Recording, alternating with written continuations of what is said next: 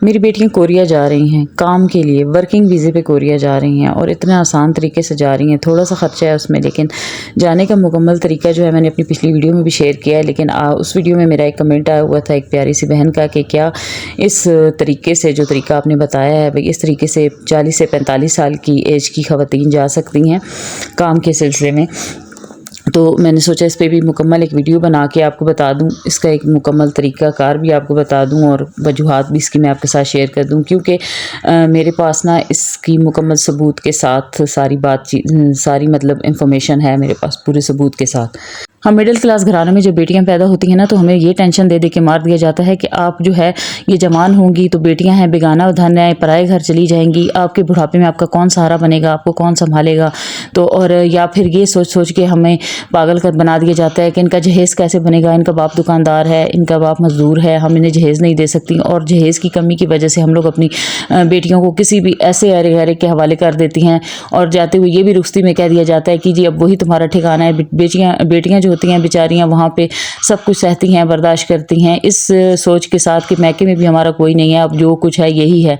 एक ज़िंदगी को अजाब समझ के गुजार रही होती हैं और कई लड़कियों से इसी वजह से काफ़ी ज़्यादा गलतियाँ भी हो जाती हैं। वो यहाँ से निकलने के, ऐसे माहौल से निकलने के गलत तरीके भी इस्तेमाल करती हैं। तो इस वजह से मैंने सोचा है कि मैं आपके साथ एक इतनी ऐसी मोटिवेशनल वीडियो भी शेयर कर दूं और अपना ज़ाती एक्सपीरियंस भी शेयर कर दूं और अपनी स्ट्रगल, अपनी मेहनत भी शेयर कर दूं, जो कि मैं अपनी हर वीडियो में ही शेयर करती हूं। मैंने अपनी पूरी लाइफ स्टोरी को एक पूरी कहानी की तरह अपने चैनल पर शेयर किया हुआ है।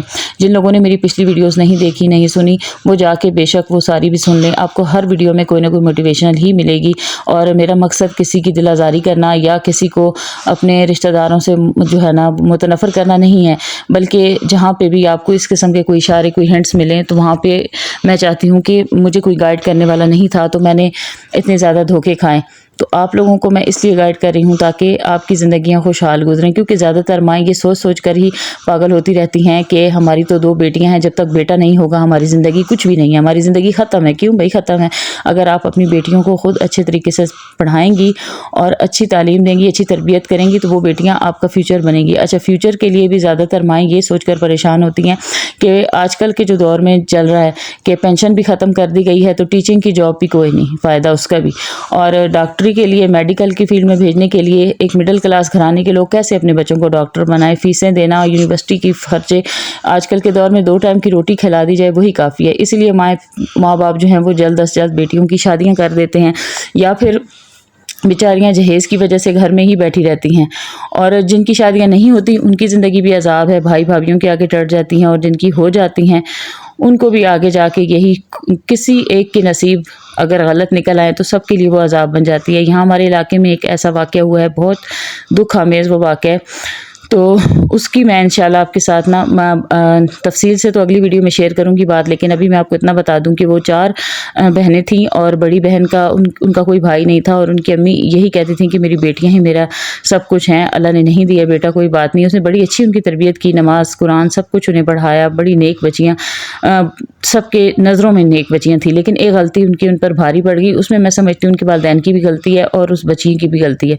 बड़ी बेटी का उन्होंने रिश्ता दिया और जिससे उसकी बड़ी बेटी का रिश्ता हुआ, जिससे उसका निकाह हुआ, उस लड़के ने पूरा साल निकाह रखा और निकाह होने के बाद जब लड़की की शादी हुई, रुख्सती हुई, तो रुख्सती वाले दिन अच्छी खुशी से उसकी रुख्सती की गई। लड़के ने बड़ी खुशी से लड़की को लेके गया, लेकिन पहली रात ही उसने दुल्हन से कह दिया कि मुझे तुम नहीं, तुम्हारी बहन पसंद हो, तुम्हारी बहन पसंद थी मुझे और अभी भी पसंद है, और तुम्हारी बहन के साथ मेरे नाजायज़ ताल्लुकात भी थे और अभी मुझे तुम नहीं चाहिए, तुम्हारी बहन चाहिए, तो तुम खामोशी से मेरे साथ गुजारा करो और मेरा निकाह अपनी बहन के साथ भी करवा दो। ये जब बात उसने उस लड़की से की है तो यकीन करें कि अब एक सुहागन रात को गई है, पहली रात, उसकी कितने ख्वाब उसने सजाए हुए थे, पूरा साल उसका निकाह रहा है।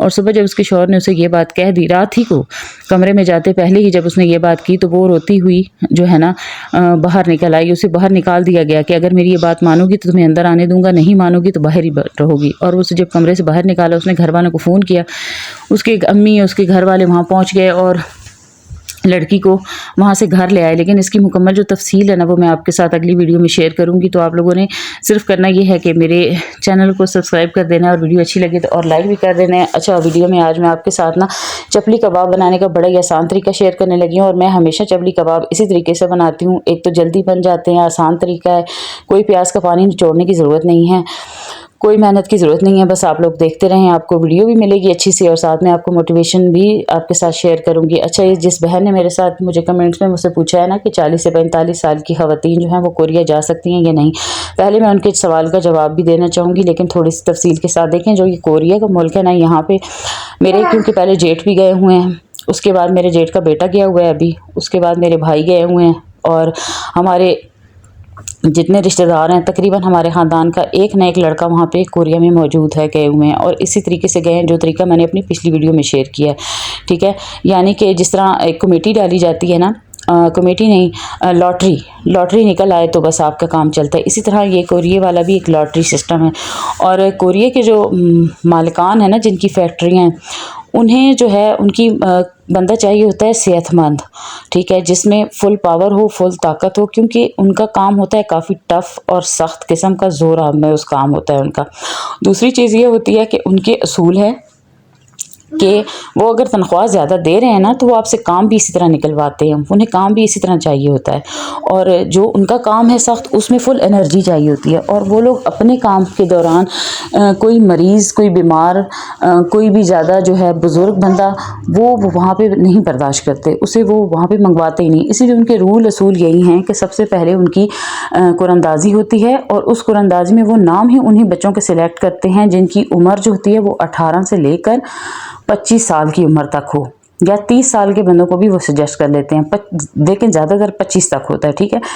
अगर किसी का 30 साल की उम्र के बंदे का भी अगर निकल आता है ना, नाम आ जाता है, तो वो अगर 35 साल की उम्र तक वहाँ पहुँच जाए तो पहुँच जाए। लेकिन 35 से ऊपर हो जाए, 40, 45, इन लोगों 40 तो उनका यह है कि बिल्कुल है ही नहीं, 40 साल की उम्र के लोगों को वो नहीं बुलवाते। उसकी वजह मैं आपको बताती हूँ। उसकी वजह ये होती है कि एक तो उनका काम काफ़ी टफ होता है, दूसरा उन्हें फुल एनर्जी वाले और ताकतवर जो है ना बंदे मशीनों पे काम के लिए चाहिए होते हैं, क्योंकि वहाँ पे सारा काम मशीनरी पे, ये जो पाइप बनते हैं, कुर्सियाँ बनती हैं, प्लास्टिक की पैकिंग होती है, लोहे का सामान, गाड़ियों का सामान, मतलब हर किस्म की वहाँ पे फैक्ट्रियाँ। और ये सारे काम ऐसे काम होते हैं जो कि उन्होंने नॉन स्टॉप करवाने होते हैं, जिसमें वो लोग खाने की ब्रेक सिर्फ 10 से 15 मिनट की देते हैं। जिस तरह के स्कूल में बच्चों को लंच ब्रेक दी जाती है ना, थोड़ी सी टाइम की एक टी ब्रेक करने के लिए, इतना सा टाइम वो बच्चों को खाने का देते हैं, लड़कियों और लड़कों को इतनी सी उन्हें फुर्सत दी जाती है। उसके अलावा उन्होंने काम ही करना होता है, छुट्टी बिल्कुल नहीं होती है। एक संडे वाले दिन उनकी छुट्टी होती है। वो भी ज़्यादातर बच्चे जिन्हें अपने वहाँ पे माली मुश्किलात, ज़ाहिर है पाकिस्तान से जो भी जाता है वहाँ पे वो कोई खुशी से तो नहीं जाता ना, अपने हालात बदलने के लिए जाता है। तो जिन बच्चों को जुनून होता है कि हमने कुछ घर वालों की तरफ गिफ्ट भेजने हैं, या हमने अपना घर बार बनाना है, या जिनके अपने वहाँ के जो मकानात हैं, किराए के क्वार्टर, जिसमें वो किराए के क्वार्टर, मैं तो ऐसे ही कहूँगी वहाँ पे जहाँ पे उनकी रहायश होती है, उसका उन्होंने अगर रेंट वगैरह देना है, उसके लिए कई बच्चे जो होते हैं वो एक्स्ट्रा संडे वाले दिन भी काम करते हैं, यानी कि ओवर काम करते हैं, और उसकी उन्हें अलग से पेमेंट भी मिलती है। तनख्वाह अलग होती है, लेकिन जो एक्स्ट्रा वो काम करते हैं उसकी वो लोग उन्हें अलग पैसे देते हैं। तो इस वजह से जो कोरिया वाले हैं ना मालिकान, उन्हें चाहिए ही फुल एनर्जी वाले बच्चे चाहिए, इसलिए वो सिर्फ 18 से लेकर और 25 या 30 साल की उम्र तक के लोगों को हायर करते हैं, रखते हैं। पहले इसकी कुरानदाजी होती है, कुरानदाजी में जो नाम दिया जाता है उसमें 1000 रुपये फ़ीस होती है, ठीक है। वो 1000 रुपये भी आपने बैंक के थ्रू जमा कराना, आपने किसी एजेंट को नहीं देना, आपने किसी लोगों को नहीं देना। इनकी ऑनलाइन वेबसाइट है, वहाँ पर इनका नाम इनके आ जाते हैं, इनकी वेबसाइट पर कि अभी हमारी कुरानदाजी हो रही है, आप लोग अपने अपने नाम दें। उसमें जितने लोग नाम देते हैं, पूरे मुल्क के तकरीबन इस दफ़ा 5000 लोगों ने नाम दिए, जिसमें से उन्होंने 500 बंदा सिलेक्ट किया है। अब उन्हें भी इसका फ़ायदा है, ज़ाहिर है इतने ज़्यादा लोगों ने, सब लोगों ने 1000 रुपये जमा कराया, उन्होंने सिर्फ 500 बंदा चूज़ किया, बाकी के पैसे तो उनके प्रॉफिट के लिए, वो पैसा उन्होंने अपनी जो उन्होंने आगे अपनी टीम रखी हुई है उसमें वो लोग बांट लेते हैं, ठीक है।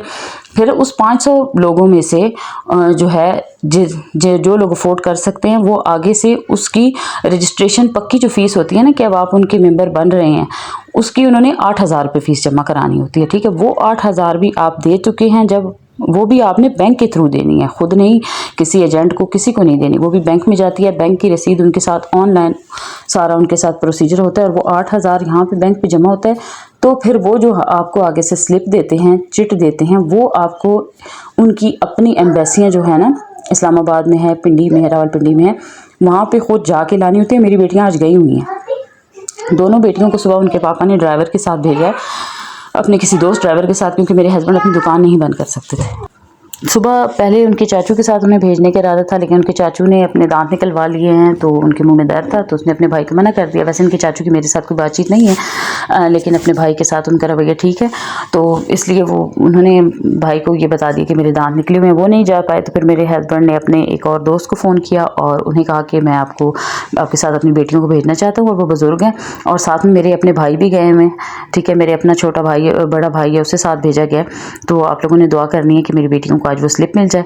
अच्छा, वहाँ से वो लोग वो स्लिप लेके आएंगी। उसके बाद उनका मैंने यहाँ पे ट्यूशन शुरू कर दिया। ये हमारे गांव में ही है, शुक्र है अल्लाह पाक का कि हमारे घर के साथ ही उसका घर सामने ही वो ट्यूशन एकेडमी है जहाँ पे कोरियन लैंग्वेज सिखाई जाती है। उस बंदे की जिम्मेदारी है वो कोरियन लैंग्वेज भी सिखाएगा, स्किल टेस्ट भी करे जो है ना, उसके लिए भी उन्हें तैयार करेगा।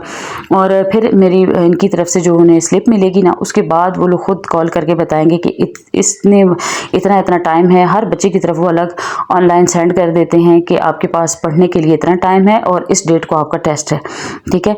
फिर उस डेट को हमारे बच्चे जाएंगे, मेरी बेटियां जाएंगी अपना टेस्ट देने के लिए। टेस्ट भी जो होता है वो लैपटॉप पे होता है, कंप्यूटर टेस्ट होता है। जो क्वेश्चन सामने लिखे हुए आएंगे उसका उन्होंने कंप्यूटर के ज़रिए आंसर क्लिक करना होता है। वो आंसर क्लिक करेंगी। सुनाने वाला जो होता है ना, ओरल, वो भी होता है थोड़ा सा। और स्किल टेस्ट में ये होता है कि वज़न वगैरह उठवाना, ये इस किस्म का होता है, वो टेस्ट हो जाएगा। उसके बाद उनकी मेडिकल टेस्ट होता है। मेडिकल में बच्ची की आई साइट बिल्कुल परफेक्ट बेशक ना हो, लेकिन कलर ब्लाइंड नहीं होना चाहिए। अच्छा, कलर ब्लाइंड पे मैं अगली वीडियो बनाऊंगी, तफसील से आपको बताऊंगी, क्योंकि ये बातें मैं आपको इसलिए तफसील से बता रही हूँ ताकि कोई भी प्रोसीजर करते हुए आपको कोई मसला या मुश्किल ना हो। लेकिन अभी टाइम गुजर चुका है। मुझे उम्मीद नहीं थी कि मेरी बेटियों का नाम आएगा, यकीन नहीं था, क्योंकि पिछली बार हमने जब नाम दिए थे मेरी बेटियों के, हमने इसको अंदाजे में पिछली दफ़ा जब हिस्सा लिया था तो हमने किसी एजेंट अपने गांव के एक और बंदे की, मतलब जो अभी इन्हें ट्यूशन पढ़ा रहे हैं ना, इसी सर के ज़रिए, हमने नहीं कहा था कि हमारी बेटियों के नाम दीजिएगा। इसने तो हमें यही कहा कि हमने आपकी बेटियों के नाम दिए हैं, लेकिन हमें मालूम है उसने नाम नहीं दिए थे, क्योंकि इसकी फ़ीस जो होती है बैंक में जमा करवानी होती है और बैंक की फिर रसीद आती है आपके पास। हमारे पास वो रसीद नहीं आई थी, तो हमें पता था कि इसने वो नाम नहीं जमा करवाई। इस बार मेरी बेटी ने खुद ऑनलाइन अपनी सारा कुछ प्रोसीजर खुद किया, अपने पापा के साथ खुद गई, खुद बैंक में जाके फ़ीस जमा करवाई। और इसलिए फिर मेरी दोनों बेटियों का और कुछ अल्लाह की तरफ से भी था और मेरी दुआएं भी थी। मैंने, मेरी अम्मी ने, मेरे उसके पापा ने, हम सब ने मिल कितनी दुआएं मांगी हुई थी। और हम लोग इतना ज़्यादा वजीफ़े भी पढ़ रहे थे कि बस हमारी बेटियों का किसी तरीके से नाम आ जाए, क्योंकि मेरी बेटियाँ ज़हीन हैं, लायक हैं और माशाल्लाह दोनों मुकम्मल तौर पर सेहतमंद भी हैं। तो इसलिए जब उनका नाम आया तो हमारी खुशी की इंतहा नहीं थी।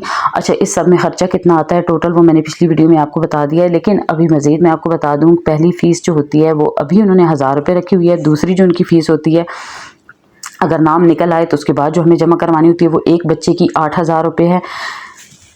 तीसरा, जो बच्चे ने कोरियन लैंग्वेज करनी है, जो पढ़ना है, यहाँ पे जो सर हैं वो 25,000 रुपये ले रहे हैं, चाहे जब तक मतलब बच्चों ने टेस्ट नहीं देना होता फुल, उसके लिए चाहे 2 माह लग जाएं, चाहे 6 माह लग जाएं, उस बंदे ने जब तक उसने पढ़ाना है तब तक की उसकी इकट्ठी 25,000 रुपये एक बच्चे की उसने फ़ीस रखी हुई है। पहले जो थी उसकी फ़ीस 35,000 रुपये थी, लेकिन अभी गाँव के कुछ लोग अफोर्ड नहीं कर सकते, तो उसने ये रियायत की हुई है कि अभी उसने 10,000 कम कर दिया। और मेहरबानी है उसका शुक्रिया है कि उसने इतनी कमी कर दी गरीबों के लिए।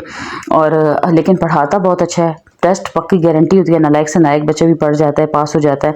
और हमारे गांव के जितने ये जो 3 बच्चे गए हुए हैं ना, ये मैट्रिक फेल बच्चे गए हैं वहाँ पे, क्योंकि एक किस्म की मजदूरी होती है। और जो रही लड़कियों के लिए वहाँ पे पढ़ी लिखी है माशाल्लाह, मेरी दोनों बेटियाँ BSc करी हैं, तो ये दोनों जो है इनका जो काम भी होगा, तो लड़कियों के लिए कोई उन्होंने टफ मुश्किल काम नहीं रखा होता। पैकिंग का होता है, बच्चियाँ यहाँ पे सिलाई कर रही हैं, तो पैकिंग करना कौन सा मुश्किल काम है, ठीक है, पैकिंग करनी होती है बच्चियों का, ज़्यादा ये काम होता है। या फिर काउंटर पे होती हैं, किसी भी शॉप में काउंटर पे होती हैं, और इस किस्म की उनकी जॉब है। तो हमने अपनी बेटियों को भेजने का फ़ैसला इसलिए किया है कि एक तो ये वहाँ पे रहकर इस किस्म की फ़र्स्ट टाइम ये जॉब करेंगी और सेकंड टाइम ये अपनी स्टडी को आगे कंटिन्यू रखेंगी, क्योंकि मेरी एक बेटी जो है वो इंजीनियरिंग कर रही है और दूसरी बेटी मेरी मेडिकल की फील्ड में जाना चाह रही है और हम लोग इससे आगे उनके खर्चे अफोर्ड नहीं कर पा रहे। तो इसलिए अभी जो खर्चा है वो तकरीबन हमारा उनके 25,000, दोनों का 50,000 रुपये हमने ट्यूशन फ़ीस दिया, दोनों का हमने 16,000 रुपये हमने उनकी फ़ीस एक जमा कराई है, 2,000 हमने एक जमा कराई है, 20,000 एक हो गया, 50 एक हुआ, 50, 60, 70 हो गए। और उसके बाद अभी जब उनका नाम टेस्ट वो पास अगर कर गई, अल्लाह करे कर जाएँ, और स्किल टेस्ट भी अगर उनका पास हो गया, मेडिकल भी उनका क्लियर आ गया, सब कुछ आ गया, तो फिर एंड में जो है हमें जो हमने टिकट उनकी करवानी होगी, जो हमने उन्हें शॉपिंग करके देनी होगी वहाँ जाने के लिए, वो सारी होगी हमारी। और वहाँ पे मेरे भाई मौजूद है इंशाल्लाह। अगर मेरी बेटियाँ वहाँ पहुँच जाती हैं खैरियत से तो आगे मेरे भाई मौजूद हैं। और मैं इसलिए भी ज़्यादा मुतमईन हूँ क्योंकि कोरिया में बच्चियों की इज़्ज़त बिल्कुल महफूज है, उनकी जान माल को वहाँ कोई ख़तरा नहीं होता। बहुत अच्छा मुल्क है, वहाँ पे लड़कियों को बहुत इज़्ज़त दी जाती है। और आप लोग अगर मिडिल क्लास घराने में आप लोग 10 से 20 लाख रुपए लगा के अपनी बेटियों की शादी करने का सोच रहे हैं ना, तो मैं समझती हूँ कि आप 5 लाख रुपए लगा के आप एक बार अगर आपकी बेटियाँ ज़हीन हैं, पढ़ी और इज़्ज़त में आपकी समझदार हैं आपकी और बेटियाँ, और आप ख़ुद को इस अंधेरे से निकालना चाहती हैं और ये सोच रही हैं कि आपका बेटा नहीं है तो बेटियाँ कुछ नहीं कर सकती, तो खुदा के लिए अपने आप को इस जहालत से निकाल दें, अपनी बेटियों के साथ खुद खड़े हों, खुद उन पर भरोसा करें, खुद उन्हें अपने भेजें और देखें कि वो आपके अपने पाँव पे खड़े होकर आपका नाम भी रोशन करेंगी और अपनी ज़िंदगी को भी संवार लेंगी। 5 साल के बाद इंशाल्लाह मैं अपनी बेटियों की शादियाँ भी कर दूँगी। 5 साल मेरी बेटियों के लिए काफ़ी हैं, उनके कुछ बनने के लिए भी, उनके अपने पाँव पे खड़ा होने के लिए। लेकिन मेरे अल्लाह का साथ हुआ तो इंशाल्लाह मैं सब कुछ ऐसा करूँगी। और आप लोगों को भी इसीलिए गाइड करती रहती हूँ, इसीलिए आप लोगों के साथ ये बात शेयर की, वरना मैं अपने चैनल पर ज़्यादातर ससुराल की बातें शेयर करती थी और आइंदा भी करूँगी, क्योंकि मैं तो ससुराल ही की डसी हुई बैठी हुई हूँ। लेकिन शुक्र है कि मेरे अल्लाह ने मेरा साथ नहीं छोड़ा। लोगों ने मुझे सताने में, मेरे घर वाले ने, मेरे ससुराल वाले ने तंग करने में कोई कमी नहीं छोड़ी, लेकिन मेरे अल्लाह का मेरे साथ है। मुझे अपने रब पे यकीन है, उस पर भरोसा है और हमेशा उसी से मांगती हूँ और वही देने वाली ज़ात है। और इंशाल्लाह जिस तरह मेरी बेटियाँ कामयाब हो रही हैं, मैं चाहती हूँ कि सबकी बेटियाँ इसी तरह कामयाब हों। दुआ में याद रखिएगा। वीडियो अच्छी लगे तो लाइक सब्सक्राइब ज़रूर कीजिएगा। इसी के साथ आपसे इजाज़त चाहती हूँ। अल्लाह हाफ़िज़।